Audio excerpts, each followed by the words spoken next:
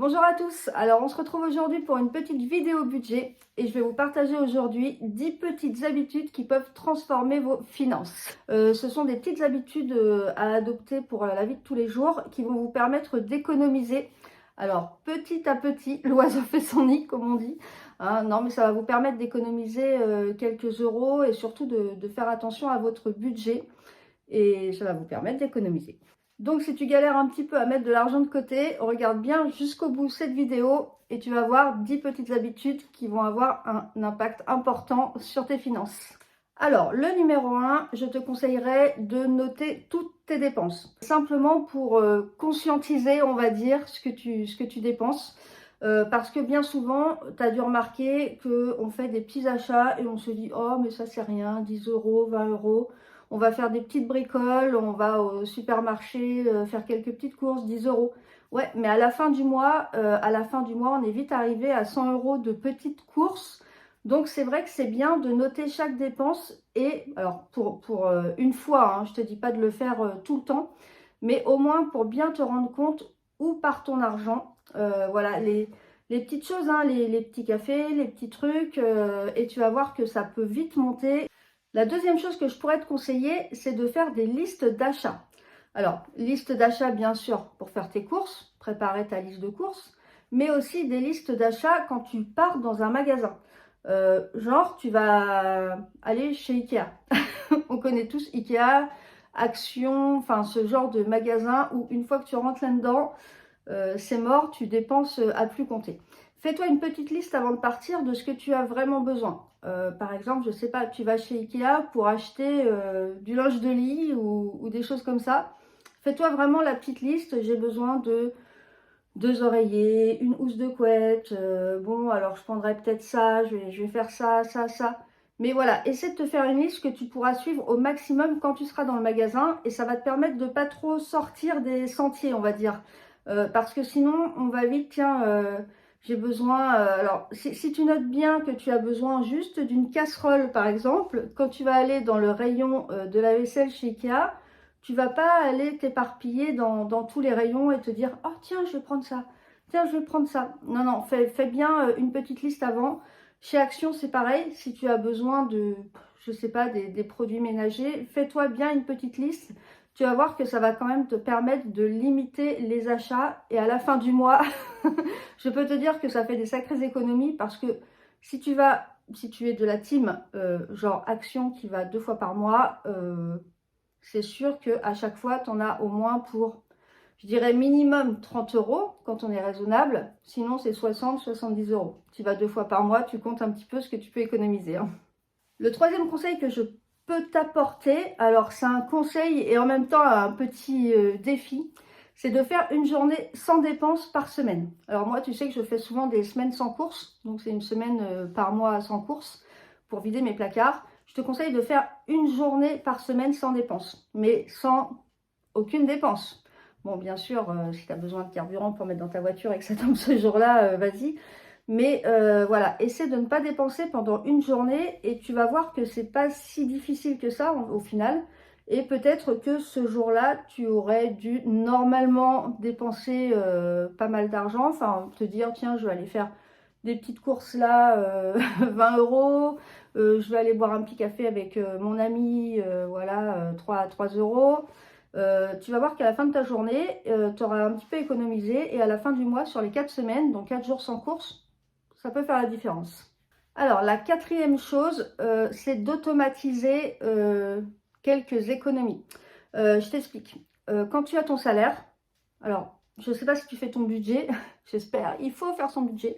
Quand tu reçois ton salaire, souvent, voilà, on paye les charges fixes qu'on a à payer, on dépense, et à la fin du mois, on se dit, bon, bah, s'il reste quelque chose, je mettrai de côté. Clairement, à la fin du mois, il ne reste jamais rien.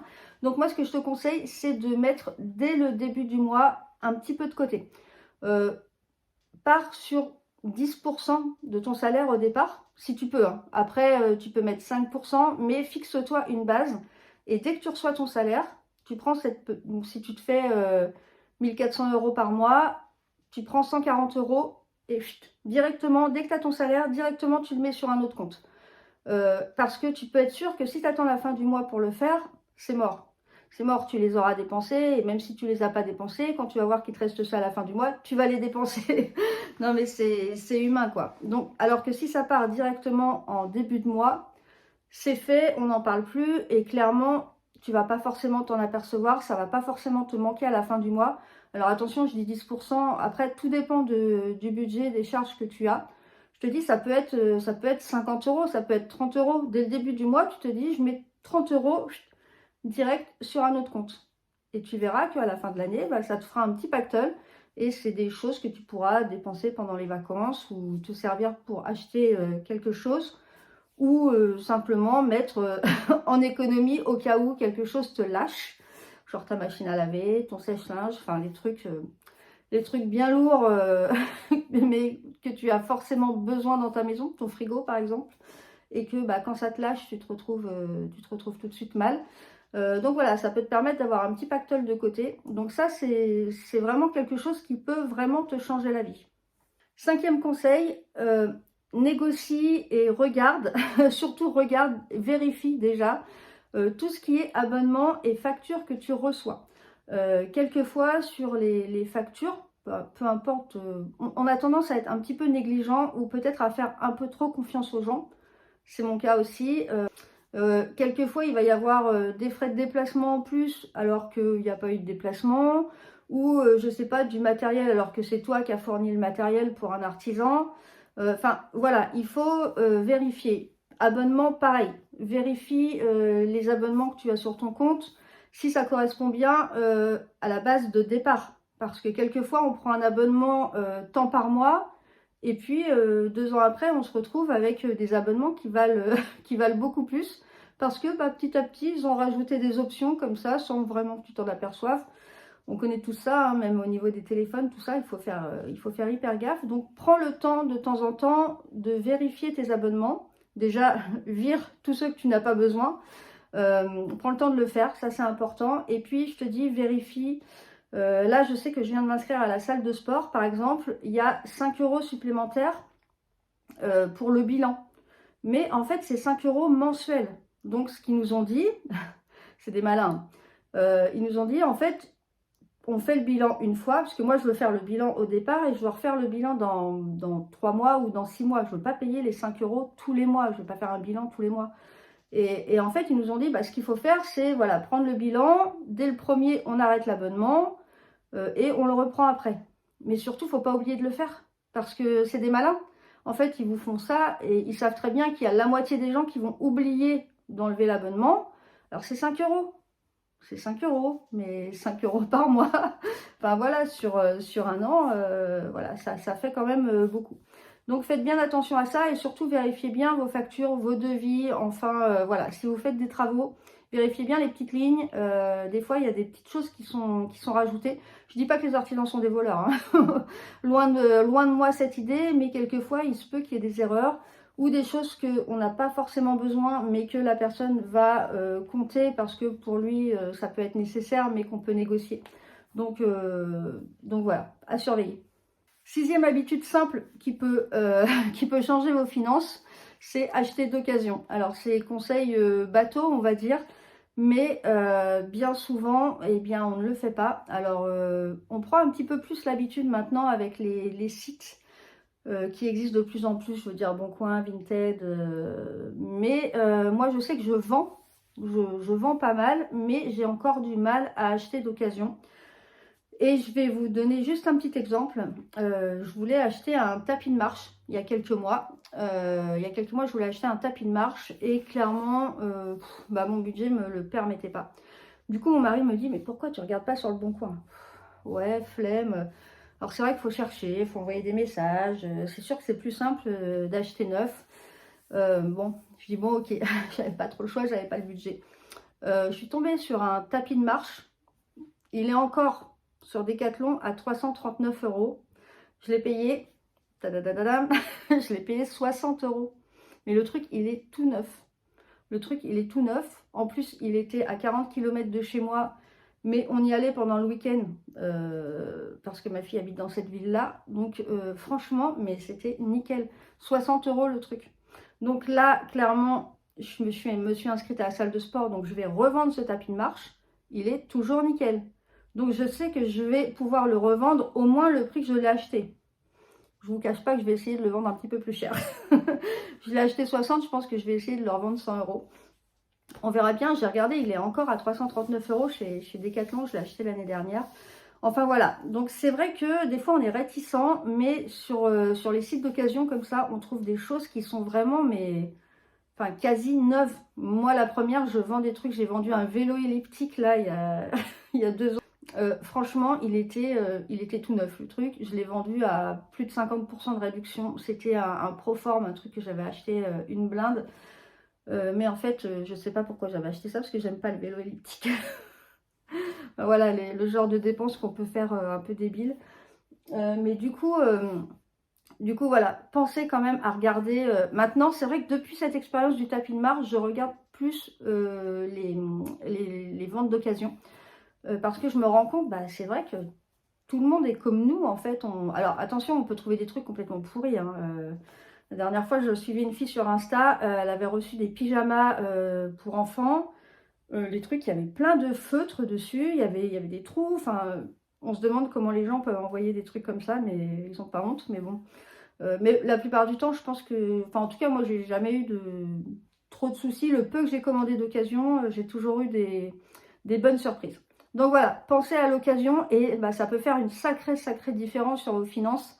Et soit il y a des choses que vous ne pouvez pas vous permettre neuves et vous pouvez les avoir quand même d'occasion.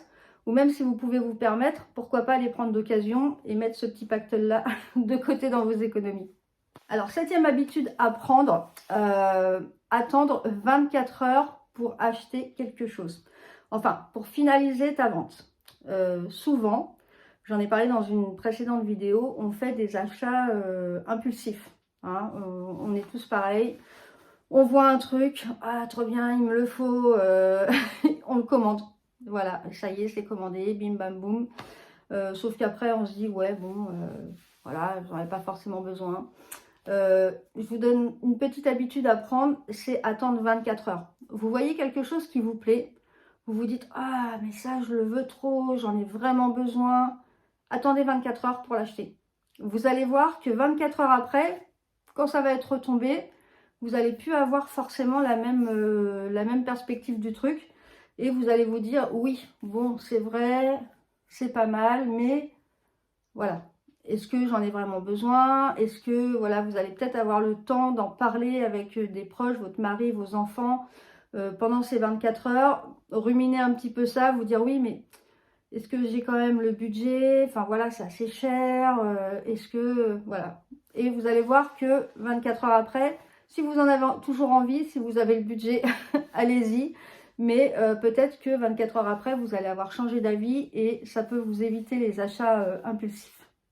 8e habitude à prendre au quotidien pour changer vos finances, c'est utiliser de l'espèce pour vos petites dépenses. Alors moi, c'est quelque chose que j'utilise depuis un moment. Moi, je fais la méthode des enveloppes. Donc, tout ce qui est vraiment charge fixe, ça part de mon compte. Mais tout ce qui est charge variable, enfin les petites charges variables, je prends en espèces. Donc, c'est les courses, c'est les loisirs.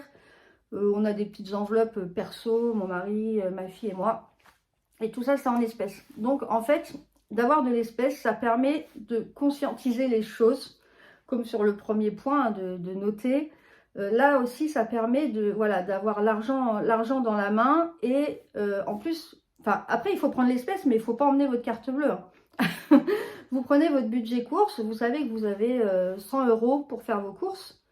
Avec une carte, si vous y allez avec votre carte, si vous faites 120 euros de course, bon, bah, c'est pas grave. On va faire une carte. La carte, elle va passer. De toute façon, si vous avez 100 euros d'espèces, vous ne pouvez pas faire 120 euros de course. C'est pas possible. Donc, voilà, ça peut vous permettre de vraiment limiter vos dépenses et surtout de respecter votre budget. Moi, je fais ça pour les courses, je vous dis. Je fais ça pour les loisirs. Enfin, quand on va au ciné, des choses comme ça. C'est pareil, hein, quand vous allez au ciné, vous allez dans un grand ciné. Il y a toujours un bar avec des bonbons, des pop-corn, des boissons. En fait, vous vous retrouvez à payer votre place de ciné, plus derrière encore plus cher d'à côté. Nous, on fait ça, on prend de l'espèce, hein, le prix des places. Et puis après, on se dit, bon, allez, on va prendre, soit on emmène quelque chose à grignoter. Souvent, on emmène quelque chose à grignoter. On achète rarement sur place parce que ça coûte quand même super cher. Bon, après, si on veut se faire un petit popcorn ou quoi, mais on prend le minimum d'argent. Comme ça, on sait qu'on ne va pas dépenser plus. Et ça, c'est vrai que ça peut faire une réelle différence à la fin du mois. On sait tous qu'une fois qu'on a la carte ou l'Apple Pay, là, ça, l'Apple Pay, c'est terrible, hein. Moi, j'ai installé sur mon téléphone et je me rends bien compte que c'est pareil, hein. On a tendance, enfin, c'est facile, quoi, même pour les petites dépenses. Donc, moi, je fais la plupart des choses en espèces. Si j'ai un petit budget, par exemple, je reviens à Action parce que je pense qu'on va toucher Action. Voilà, je prends mon petit budget, je prends mes 30 € et je sais que j'ai que ça, donc je suis obligée de faire attention. Sinon, c'est vas-y, ça c'est pas cher, hein, on prend, enfin voilà, petit, petit, plus petit, plus petit. À la fin, on arrive à un gros budget quand même. Donc voilà, c'est un petit conseil que je pourrais vous donner, une petite habitude à prendre. Faites, voilà, pour vos charges variables, petites charges variables, parce que vous n'allez pas vous trimballer avec 500 balles en espèces. Mais moi, mon budget course, toutes les semaines, je le prends en espèces. Et je peux vous dire que ça nous a quand même changé la vie, parce qu'avant, avant, on avait, toutes les semaines, on avait 200, 250 balles de course. La plupart, franchement, on jetait, on gaspillait. Maintenant, on fait notre liste de courses, on prend de l'espèce. Franchement, ça change la vie. Je vous donne ces petites habitudes-là parce que je les applique moi-même et je peux vous dire que ça fonctionne. Alors, 9e et avant-dernière petite habitude à prendre pour transformer vos finances. Donc, on en revient au budget course. Planifiez vos repas et faites votre liste. La liste, je l'ai déjà dit, mais voilà, planifiez vos repas. J'étais plutôt avant de la team je fais pas de menu, tous les soirs je choisis ce qu'on mange. Non, maintenant j'ai changé mes habitudes. Quand on s'est retrouvé dans une situation un petit peu plus compliquée, je me suis dit, bon, ce serait bien quand même de structurer un petit peu tout ça. On fait les menus, on mange la même chose pendant 2 repas de suite. Alors je sais qu'il y a des gens qui n'aiment pas. Alors quelquefois, il faut faire aussi un petit effort et c'est une habitude qu'on arrive à prendre. C'est très bon hein, si vous avez un bon plat. Après, c'est sûr que si vous faites un truc un peu dégueu et que vous êtes obligé d'en remanger le lendemain, c'est moins facile. Mais clairement, voilà, nous, on prépare d'avance, généralement, pour 2 repas. On fait des choses très simples, mais on fait un menu. Je vais juste vous donner un exemple. Hier midi et ce midi, ce que je fais pour les 2 midis, mon menu, c'était semoule, courgettes et œufs durs. Truc basique qui coûte pas très cher, que vous pouvez faire d'avance. Pour demain midi, après-demain midi, c'est pâtes avec de la truite fumée et des champignons. Vous voyez, c'est tout simple. Et ça, je peux vous dire qu'une fois que vous faites ça, vous faites votre liste de courses par rapport à ça, le budget, il est respecté. Et on arrive maintenant, grâce au fait qu'on fasse des menus, bah, à la fin de la semaine, on était tout le temps en ric-rac, on ne pouvait pas se faire plaisir. Enfin, moi, je parle de me faire plaisir, c'est acheter les yaourts que j'ai envie, par exemple. On était tout le temps en train d'acheter les yaourts les moins chers. Et ben, on arrive petit à petit à, voilà, à remonter un petit peu et à se faire de plus en plus des petits plaisirs. Et voilà, enfin, c'est quelque chose vraiment d'important. Le budget course, c'est un des plus grosses charges variables hein, dans les foyers. Donc important, surtout si vous avez des enfants. Faites des choses toutes simples, hein, pas la peine de faire des... Bon, à moins que vous ayez le temps, que vous soyez à la maison et que vous aimiez cuisiner, vous pouvez faire des grosses popotes, même en congeler une partie. Mais vraiment, faites les menus et faites les courses par rapport à ces menus. Vous allez économiser beaucoup d'argent. 10e et dernière habitude et conseil que je pourrais vous donner, c'est vous fixer des objectifs, vous fixer des objectifs d'économie clairs. Économiser, c'est bien, mais il faut savoir pourquoi vous économisez. Sinon, la motivation, elle chute très vite et on finit par dépenser l'argent pour X raisons. Donnez-vous des buts, donnez-vous des objectifs. Voilà, je veux économiser 500 € en 6 mois. Je veux économiser 500 € dans l'année pour partir à tel endroit en vacances, pour emmener mes enfants dans tel parc d'attractions, pour faire tels travaux à la maison. Voilà, fixez-vous vraiment des montants à économiser sur un temps donné. Donc vous pouvez, si vous fixez ces montants-là, voilà, 500 €, vous divisez ça par 6 mois si vous voulez l'économiser en 6 mois. Vous savez à peu près chaque mois ce qu'il vous reste à économiser. Et avec les petites habitudes que je viens de vous donner, voilà, vous pouvez essayer déjà de grappiller un petit peu et d'économiser sur cette partie-là d'habitude. Alors, c'est pas toujours facile. Je sais que vous êtes déjà nombreux et nombreuses à utiliser pas mal d'habitudes, de petits tips pour améliorer les finances, hein, parce que c'est pas simple pour tout le monde. D'ailleurs, n'hésitez pas à me mettre en commentaire les habitudes que vous utilisez déjà, les habitudes que vous faites déjà. Ou si vous en avez d'autres, je suis preneuse aussi pour peut-être de prochaines vidéos. Donc on va clôturer cette vidéo. N'hésitez pas à me dire aussi les habitudes que vous allez mettre en place si vous n'avez pas du tout d'habitude financière. Et puis pour quel objectif, parce que ça peut être intéressant aussi de partager ces objectifs et pourquoi pas de se retrouver dans un an pour se redonner des nouvelles et savoir si les objectifs ont été atteints. Voilà, bah écoutez, je vous laisse, je vous souhaite une bonne journée, j'espère que tout ça, ça pourra vous aider. N'oubliez pas de vous abonner pour avoir accès aux prochaines vidéos, et puis bah n'hésitez pas à liker et à commenter. À bientôt.